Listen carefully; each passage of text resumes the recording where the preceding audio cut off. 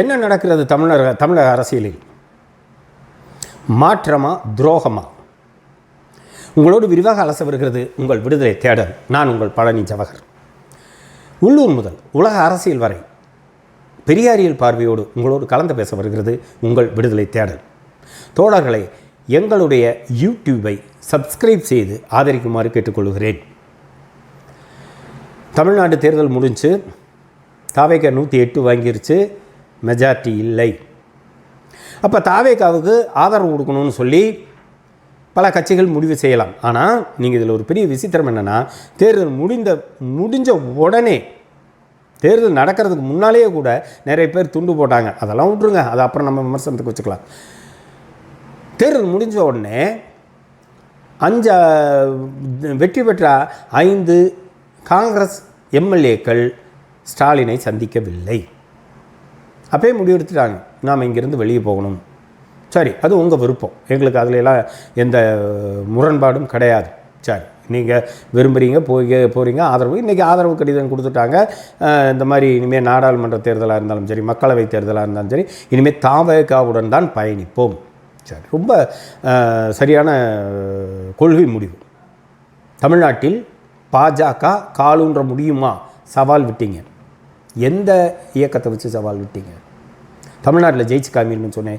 எந்த இயக்கத்தை நம்பி நீங்கள் அன்றைக்கி தாவேகா கிடையாது. தாவேகாவை நீங்கள் தாவேகாவுக்கும் காங்கிரஸுக்கும் அன்று காவல் கிடையாது.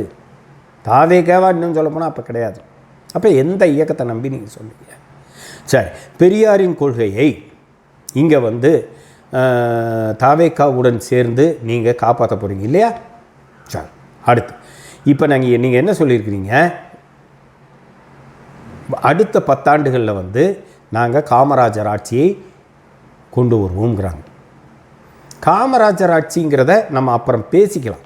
காமராஜர் ஆட்சினா என்னன்னு முதல்ல உங்களுக்கே தெரியாது. காமராஜர் ஆட்சிங்கிறது பெரியாரோடு பின்னி பிணைந்தது. ஆனந்த விகடனில் எழுதியிருக்கான்.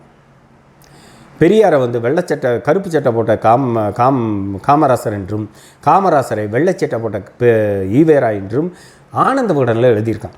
அதுதான் காமராசரின் ஆட்சி.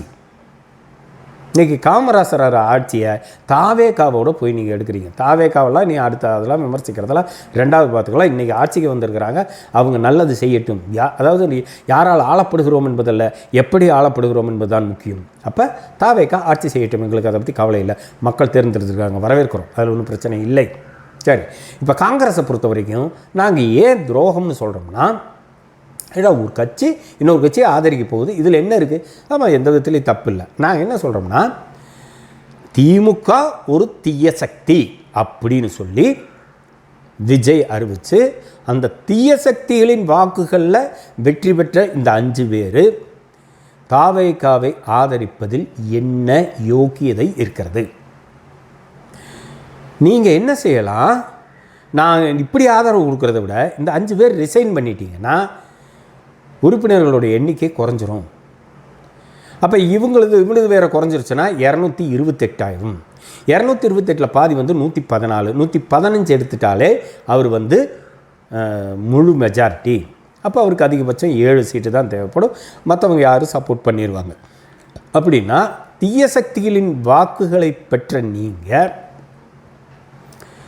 அறிவு நாணயத்தோட உங்களுடைய எம்எல்ஏ பதவியை ராஜினாமா செய்து அவருக்கு ஆதரவு கொடுத்து அவரை இப்போ வெற்றி பெற வையுங்கள். அதான நாணயமாக இருக்கும். அப்புறம் நீங்கள் தாவேகாவோட சேர்ந்து நீங்கள் என்ன செய்யுங்க, நீங்கள் ஜெயிச்சுக்கலாம். அந்த தாவேகா உங்களுக்கு பெரிய பலமாக இருக்குல்ல, செய்யலாம் இல்லையா? அப்போ இந்த ராகுல் காந்தியுடைய நடவடிக்கையெல்லாம் பார்த்திங்கன்னா மாநில கட்சிகளை ஒழிக்கிறதுல ரொம்ப சின்சியராக இருப்பார். பீகாரில் பார்த்திங்கன்னா மாநில தேர்தலை குழப்பினதே அவர் தான். தமிழ்நாட்டில் கடைசி வரைக்கும் கூட்டணியை போட்டு சொத்தப்பினதே அவர் தான். ஸோ மாநில கட்சிகள் வளரக்கூடாது என்பதில் பிஜேபி எவ்வளவு சரியாக இருக்கிறதோ, எவ்வளவு முனைப்பாக இருக்கிறதோ, அதற்கு கொஞ்சம் கூட குறைவில்லாமல் காங்கிரஸ் இருக்கிறது. சரி, நீங்கள் தாவேகாவோடு பயணியுங்கள். வாழ்த்துகள்.